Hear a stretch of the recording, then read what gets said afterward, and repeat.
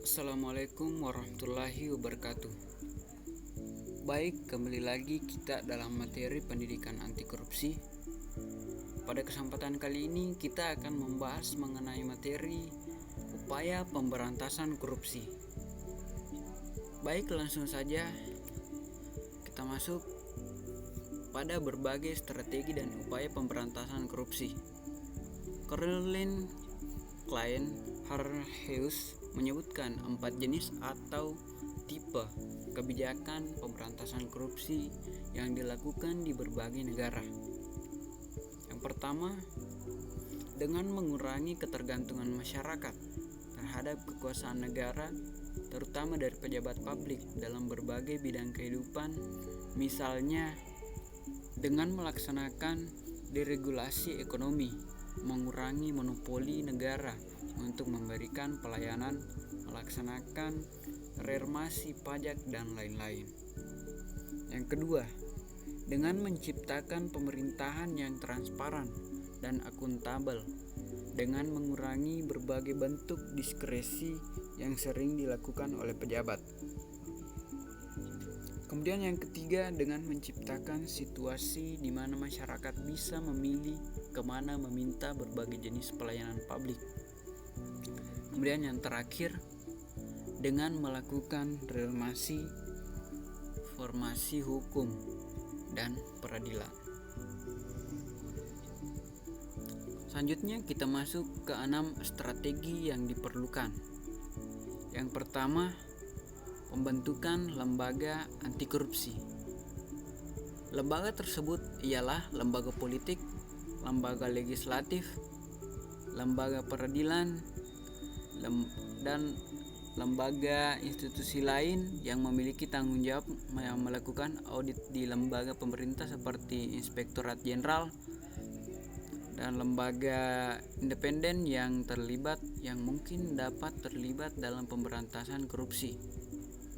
Kemudian ada juga lembaga atau sektor swasta yang dapat terlibat dalam korupsi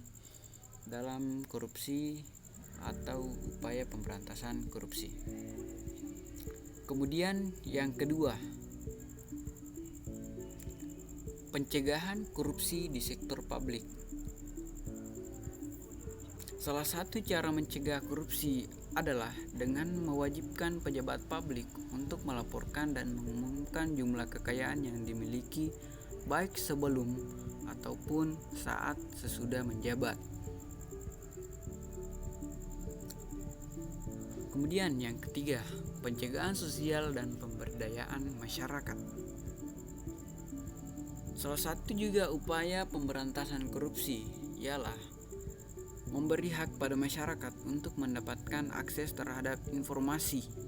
Sebuah sistem harus dibangun di mana kepada masyarakat atau termasuk media diberikan hak meminta segala informasi yang berkaitan dengan kebijakan pemerintah yang memengaruhi hajat hidup orang banyak. Kemudian, pembuatan berbagai instrumen hukum yang mendukung pencegahan dan pemberantasan korupsi. Untuk mendukung pencegahan dan pemberantasan korupsi, tidak cukup hanya mengandalkan satu instrumen hukum, yakni Undang-Undang Pemberantasan Tindak Pidana Korupsi. Berbagai peraturan perundang-undangan atau instrumen hukum lain perlu dikembangkan. Kemudian, kerjasama internasional. Hal ini perlu dilakukan dalam pemberantasan korupsi dengan melakukan kerjasama internasional atau kerjasama baik dengan negara lain maupun dengan internasional NGOs. Sebagai contoh saja, di tingkat internasional, transparansi internasional, misalnya membuat program National Integrity System. Kemudian yang terakhir, monitoring dan evaluasi. Ada satu hal yang penting lagi yang harus dilakukan dalam rangka mensukseskan pemberantasan korupsi, yakni dengan melakukan monitoring dan evaluasi tanpa melakukan monitoring dan evaluasi terhadap seluruh pekerja atau kegiatan pemberantasan korupsi, sulit mengetahui capaian yang telah dilakukan. Nah, mungkin itulah tadi materi yang sempat saya sampaikan mengenai upaya pemberantasan korupsi. Lebih dan kurangnya mohon dimaafkan. Billahi fisabilillah haq fastabiqul khairat. Assalamualaikum warahmatullahi wabarakatuh.